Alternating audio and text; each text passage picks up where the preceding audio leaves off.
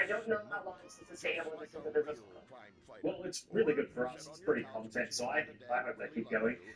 The world's tech giants have had a pretty major change of heart backing the Trump presidency, and there's aimed at a lot of journalists. But this week, Meta even settled its lawsuit with Trump at a cost to them of $40 million, which links the decision to ban the president from the social network. Kosha, how far we've come. At one point, you had the president banned from Facebook. Now the bloke's Mark Zuckerberg. He's standing up next to the president as if they're best mates. He's saying all the right things to get on his right side. What do you make of it? Come in here and bring me some napalm. It's quite funny. He was there standing at the inauguration. He donated money to the inauguration fund, and then simultaneously at the same time, this lawsuit was going on, and he settled. That kind of two sides of the coin thing is quite funny. It is a remarkable turnabout for sure. I don't think anybody could have predicted the level with which, obviously, Trump's comeback, which is much widely reported, has been, because not only politically, just all these offshoots and tentacles are also part of this comeback story. I suspect part of why they settled is also because if it were to go to trial, there would be a lot of discovery there, and probably not the best communications internally within Facebook that led up to that decision to cancel the account of a sitting United States president, which is what he was at that time in the wake of January 6th. All sorts of infringements, First Amendment, discrimination, etc. And they probably insist in their interest to not be going to trial with again, who is currently the sitting president, and it's just much easier to settle. Shigata, thank you so much. Hi, this is Terry Williams, president and owner of One United Bank, and I am so proud to introduce. Silly me. And don't forget, starter homes are very attractively priced here. And I enjoyed a very exciting 2-hour traffic jam after doing calisthenics on the beach. Exercise can be very dangerous. Three nations have officially walked away from ECOWAS, rejecting its influence and forging their path. For now, ECOWAS has allowed them to continue visa-free travel. But for how long? Will ECOWAS turn a blind eye? Or will it decide to teach them a lesson by revoking this privilege and isolating them completely? Sensing the uncertainty, the Alliance of Sahel States AES has taken matters into its own hands, launching its passport, a move that signals defiance and independence. But what does this mean for the newly free nations? How has ECOWAS responded to this bold act? Here, we would like to take a moment and thank you. Aren't you on the wrong show? I am, but actors' contracts are complicated things, and central casting ordered chief. I come from reservation. We live there like kings, but something has come to Los Santos that will disturb peace between white man and Indian. If only Pablo were here. With his Mexican cunning, he could make sense of what this indigenous savage is going on about. No, Pablo, he big problem. Chief! Another chief. That's right. Pablo's a hell of a problem. He's a goddamn communist. Well, Matt, breaking news this morning, OpenAI said it found evidence that China's new AI model, DeepSeek, used the company's proprietary model to train the open source competitor. The company told the Financial Times it has seen evidence of distillation, which it suspects to be from DeepSeek. U.S. officials are now looking at the national security implications of DeepSeek and whether intellectual property theft was involved, as the CCP has been stealing intellectual property from America for decades. This, as DeepSeek's terms of service show, it collects and stores user data in China, sparking similar national security concerns, leading to the congressional crackdown on TikTok. China's Alibaba now is also releasing a new version of its artificial intelligence model this morning, claiming that it outperforms competitors such as DeepSeek and ChatGPT. Joining me now is the president of General Catalyst Institute, Teresa Carlson.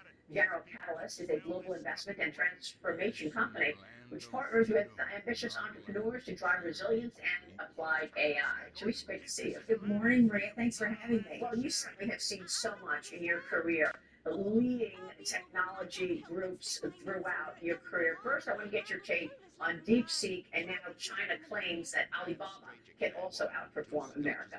I love the marketing here. Yeah. It's like, oh my goodness, here you go. Well, first of all, let's just state the obvious. There are no better entrepreneurs in the world than America. Like, we have the best researchers, we have the most grit here in America. So, the good news about this, it's proving something that we need to do here, which is lowering the cost of the ability for entry, and that provides access for all.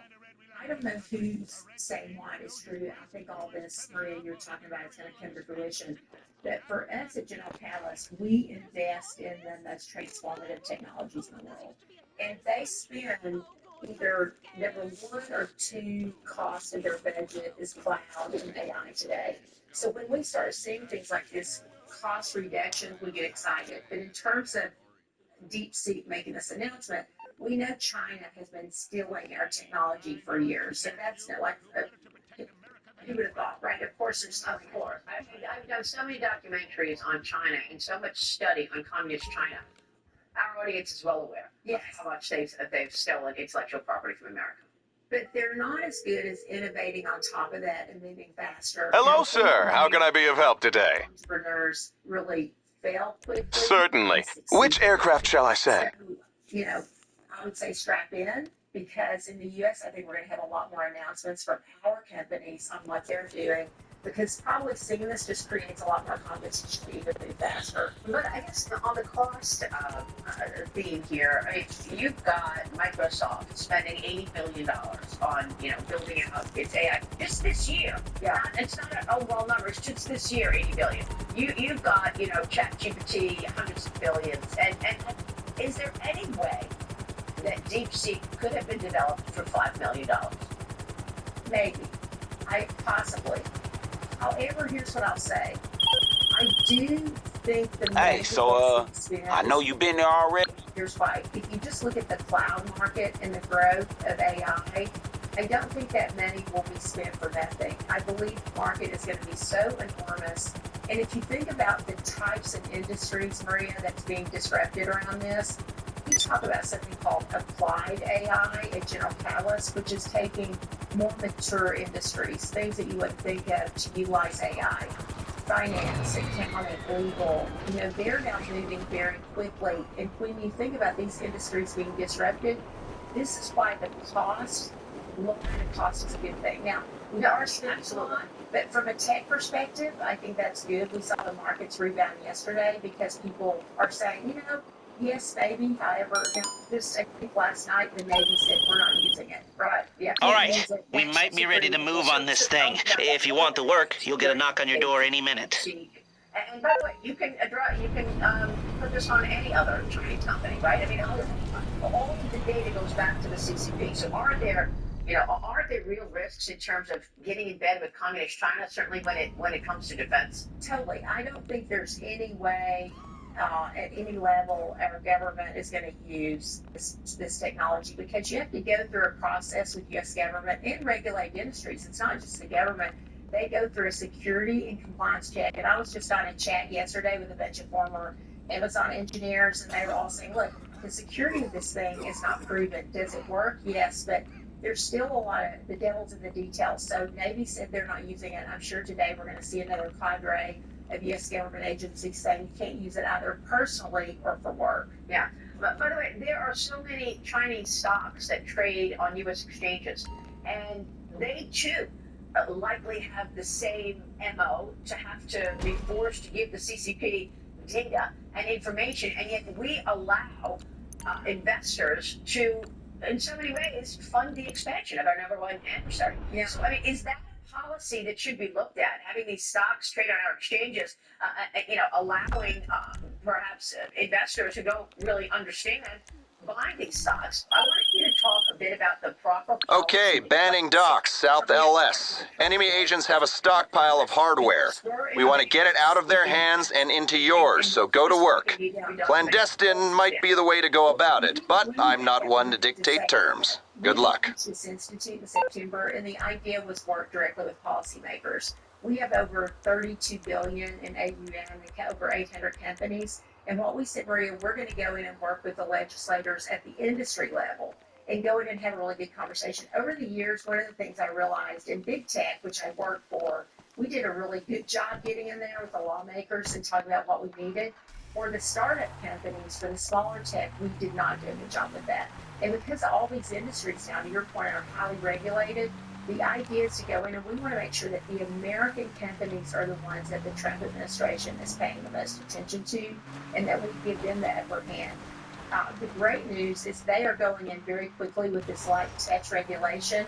So I think they're going to be on top of this. They've brought in some individuals we love, like David Sachs. You have Michael. You have these individuals in the White House now who really understand what AI is. So our job is to get in there and have the conversations and also showcase these companies to them so they see what's happening in America. And then I will say since 2000, I've been going in and talking about China, even for my years of big tech, to say we have to be cautious. They're stealing our technology. We've got to make sure that we're paying attention to what they're doing. But now, since 2016, since President Trump came in, we really started paying attention to that. Yeah, for sure, and with good reason. Yes, exactly. And a lot of threats out there. Tracy, it's great to have you. Thanks so much.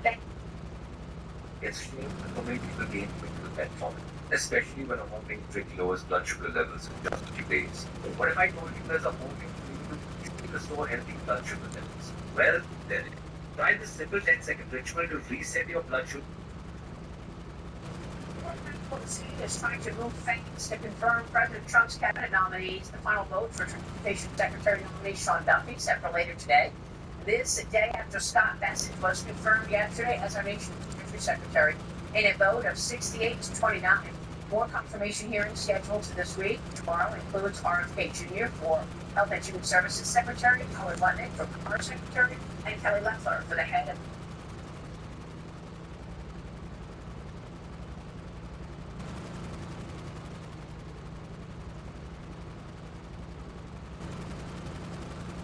and she gives really stupid answers. And what they did is they cut those answers out and they put other answers in. And I think it's really, I think it's very bad.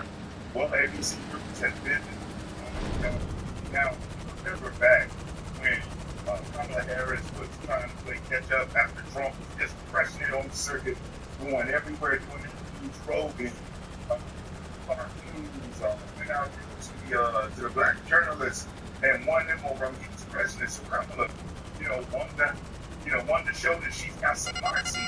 She decided she was going to do a 60 Minutes interview. Now, I believe we all knew that 60 Minutes interview was going to be a power couple piece.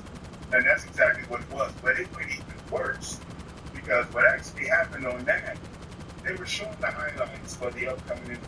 They had already shot it with all her interviews, her schedule. Don't look at like you got out the bag.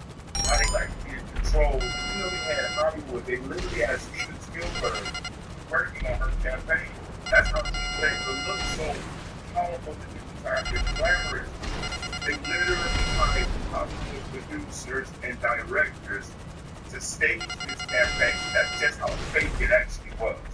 But this one, they exposed themselves.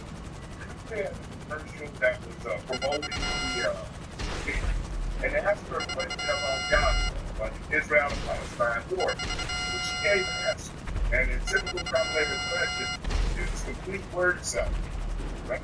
But then, when they showed the actual interview, they had edited out what was shown on the promotion. So during the same question on the promotion clip for the commercial, she gave one answer, but when they actually had the interview, the answer was totally different. Trump's team, and a lot of us thought that, and he called it out because that is campaign election interference. And the fact that they started her and had not given Trump the same amount of time. President campaign, individual for a state network, especially a big one, to give a candidate just the state and not give the other candidate equal in their time. Because that's you promote this person to the public, which they give this representation of just how white they are, how good they are. Just people thinking like, oh man, I see on TV all the time. They believe like, whoa, this person's really popular. Not so much. They did the boost from that network. Boy, Kamala Harris today, her best friend was the wife of like the VP of ABC or the president of ABC. Her best friend, his husband, the president of ABC. So when Trump called this out, he actually filed a lawsuit.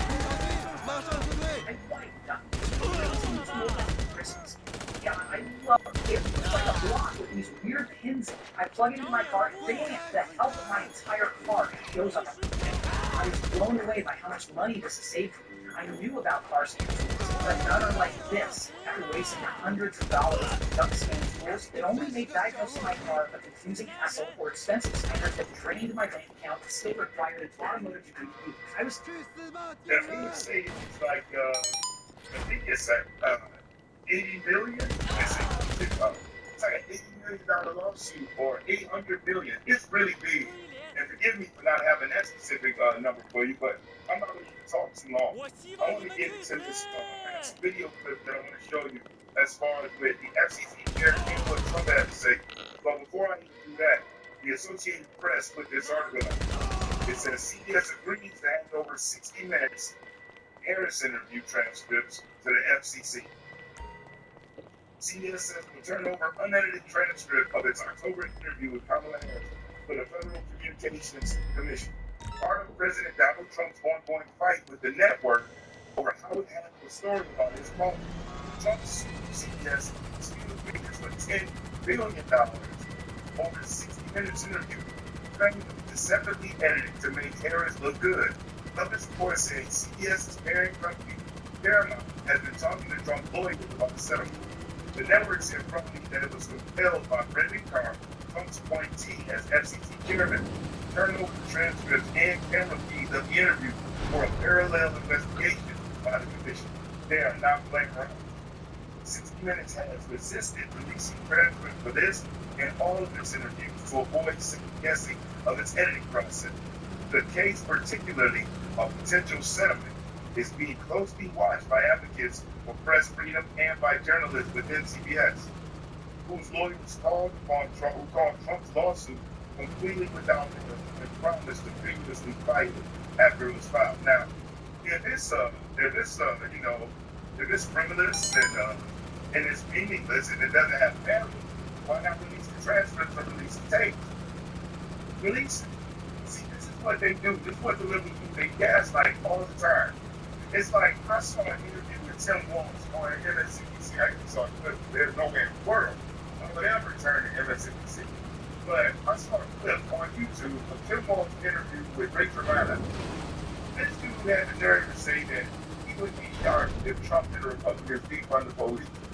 This from the man, the governor of the state, that allowed police stations to be burned down, literally told his police chief, let them have it, let them take it over.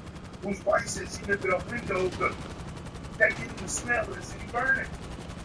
So now he has the audacity when he comes from a party of defund the police. We remember that from 2022, 2021, 2023. They were defund the police. Now to watch them stand up talking about February 6th, but in Minneapolis and in Portland and in Seattle, police officers died.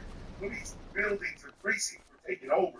Courthouses were taken over and vandalized. These people make me sick. But I digress. So now CBS has got to release. They have got to release the tape, transfer over. Face that $10 billion lawsuit. Now here's the kicker. They want to come with a settlement. And we know that now he is not going to settle for anything that allows them to tuck their head and to hide the fact that this entire time has been campaign interference. And we know it. And I'm so happy that not only that President Trump is in there, but his picks that have been in these hearings being just having darts and everything thrown at them by the Democrats, not asking anything about their plans, not asking anything about how they're going to fix, blah, blah, blah. They stuck on 2020. And they're trying to get a gotcha moment.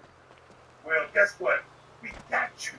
Because now, for the first time, I don't know in how long, the deep state is being dismantled. And that's why I prayed that the president was able to make it to January the 20th. And I don't know about you. You can keep it real with me on here. Weren't you nervous? And I'll tell you when I wasn't nervous. Or even on that day. Freedom comes hot from a barrel. When I heard a report that said that Bush, Clinton, and Biden wasn't going to attend the inauguration. When I heard that, I said, oh, not going to make it. But the fact that they showed up and their wives, I said, no, he's good as gold. He's good. So check out this clip here. Nice work. Your technicians are already breaking that down. He was at the FCC even prior to Trump's election. but he wasn't in the role. He was like the commissioner, but the chairman. So he still had a boss. And guess what? His boss, who we're going to hear about in a minute, she was also a Democrat and a loyalist to Biden and Harris. All right. And before we get into the clip, if you're enjoying this content, do me a solid. Hit that like button. I'm never asking for a cash out. I'm never asking for a super chat. But you hitting the like button, it's currency. It helps spread the video out so other people can see it and enjoy it. We help wake people up. And if you aren't subscribed to the channel, subscribe. And once you do, hit the notification bell and then select all. The plane's engines and force it into the Alamo Sea. No crash, no civilians. We want this Let's check out this. You know what would provide ample firepower? Have you ever found Allow for water landing. Weaponized amphibious flying boat. Do you ever feel you left out of the conversation? Phrase in English language. Okay. Then Merryweather's our target. They have a barge out, running tests with one of their Tulas. I'll send the location. Complaints of media bias against CBS, ABC, and NBC have been revived by President Trump's new Federal Communications Commission Chair, Brendan Carr. The FCC chair under the Biden administration, Jessica Rosenworcel, dismissed the complaints of biases in election coverage last week. But under Carr, the FCC will continue to investigate the complaints, claiming these affiliates distorted their broadcasts to favor Vice President Kamala Harris over now President Donald Trump during the heat of the election cycle. FCC Chair Brendan Carr taking over the federal agency this week and immediately reversing his predecessor's decision to dismiss 3 bias complaints. The now former FCC chairwoman called the complaints a weaponization of the agency's licensing authority, saying the complaints were at odds with the First Amendment's protections of a free press. The Carrs. You know what's funny about that? You know what's funny about these Democrats? They always want to try to use the, certain gaslighting techniques, right? Now, she says that that's weaponizing the legal system as far as for Trump. But they're weaponizing their airwaves, they're weaponizing their programming, they're weaponizing to the population. They're weaponizing it against them. And so these, whenever they say, oh, first went out there and anything like that, just like the J6 committee. Oh, you got all this evidence to prove that Donald Trump is so guilty, but yet you destroyed it all. Destroyed it all. And if you didn't know that, yes, the January 6th committee destroyed all of the evidence from January 6th. Okay? So say this that this is just using lawfare on weaponizing, but these people make me sick. Says the decision to dismiss the complaints was done prematurely, based on an insufficient investigation that deserves further consideration. Here's the 3 complaints the FCC will be looking at, all filed by the law firm Center for American Rights. An ABC affiliate is accused of bias, favoring Harris over Trump during the September presidential debate. A CBS affiliate is accused of news distortion in the way 60 Minutes edited its interview with Harris. And an NBC affiliate is accused of violating an equal time FCC rule when Saturday Night Live featured Kamala Harris in a cameo the weekend before the presidential election. The equal time rule requires broadcast stations to give equal coverage to competing political candidates. And you remember that, right? That was last week with Saturday Night Live. They talking about a week before the election. A week before that SNL. And you notice how quick SNL was as soon as she lost, they started crying. But she got on SNL and to pacify Trump, they gave them time on the NASCAR, which actually probably had way more viewers than Saturday Night Live. Saturday Night Live was dying. But these networks, these outlets, that's why they lose it anyway. And if you haven't noticed, or if you don't know, at the White House, President Trump is taking the press pass, press seats of like several major networks. ABC is one of them, CBS is one, Politico, I'm forgetting the other one. But don't move their stuff, they gotta work in a whole other area. You know what he brought in? Podcasters and social media influencers, but the ones that give us good information, the one that actually do journalism. Find out, knowing that many people go to the internet, go to social media to consume their news. And I'm not talking about TikTok. I'm not talking about Instagram. I'm talking about people like you who actually do seek out actual information. X is a really good spot to go find stuff too. But yeah, during those debates, we saw it was 3-on-1.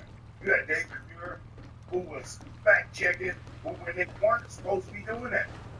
Then you got the other lady, the woman of color that was up there. She's Kamala Harris' sorority sister. This thing was real. And remember, her best friend is the wife of the president or the VP of ABC. Crazy. New Rosie Marshall dismissed the equal time rule complaint. She said Trump was given airtime the next day during a NASCAR race and an NFL Sunday Night Football game, and said the SEC shouldn't be the president's speech police. During the election cycle, for ABC, CBS, and NBC to lose broadcasting rights over the issues detailed in these complaints. National networks are not licensed by the FCC, but the FCC is responsible for licensing individual stations, like local network affiliates, which is why in the complaints, a local affiliate is the main target. According to the FCC's own website, the agency has the right to impose a variety of penalties on a broadcast station. That includes hefty fines and revoking licenses. The FCC says it rarely intervenes due to the fine line between news distortion and First Amendment rights. If the former FCC chairwoman would have dismissed these 3 complaints a few weeks earlier, then it would have prevented Trump's FCC chair from being able to revive the cases. But the complaints will get a second look by the agency under new leadership. Wow. She decided to delay it will run into President Trump's lap. So thank you to her for dropping the ball on that. She lived hard, just taking L after L after L after L. We're dropping the whole funding freeze thing to keep everybody out thinking that the benefit payments and stuff like that would stop. We didn't. They freaked everybody out, especially black folks. Let me tell you, I had so many people texting and attacking me online. Man, said when he moved DEI, then when he said that as far as the Department of Defense, they will not recognize, or should I say, special services of the MLK, the Native American heritage, the Women's Month, and Pride Month. When they said that the media, oh, you removed that for the citizens. No, he didn't. That's for the Department of Defense. Because when they're in the churches, I don't think every soldier I spoke with that it went on some active duty said, or they take their fire, they're not thinking about the citizens. They definitely not thinking about the politicians. They think about their brothers and their sisters to the right and to the left. Now, how the heck they going to get home?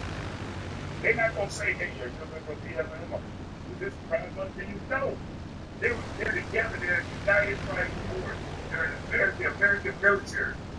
And so in that Department of Defense, it needs unity. Because everybody can see MLK the same way. Everybody doesn't feel great about the Holocaust. Everybody doesn't celebrate Pride.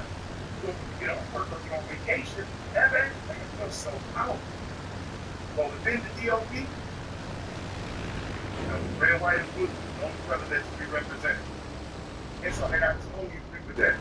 But the media keeps trying to talk about, once the dust settles, the left-arms look insane.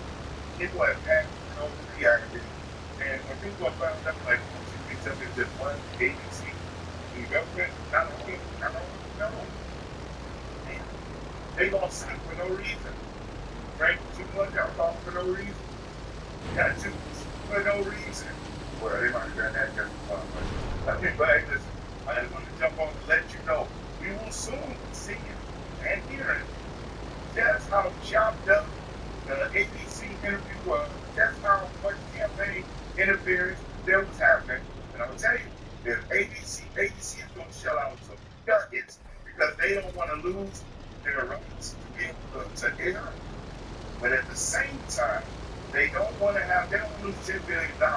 That will, for sure, put that network in the tank. It's a lot of money. So, thank you so much for watching. And if you don't like the video, then go and subscribe to the channel. And other than that, Brian Maxwell, and I look forward to seeing you at the top. Over and out, y'all. If you want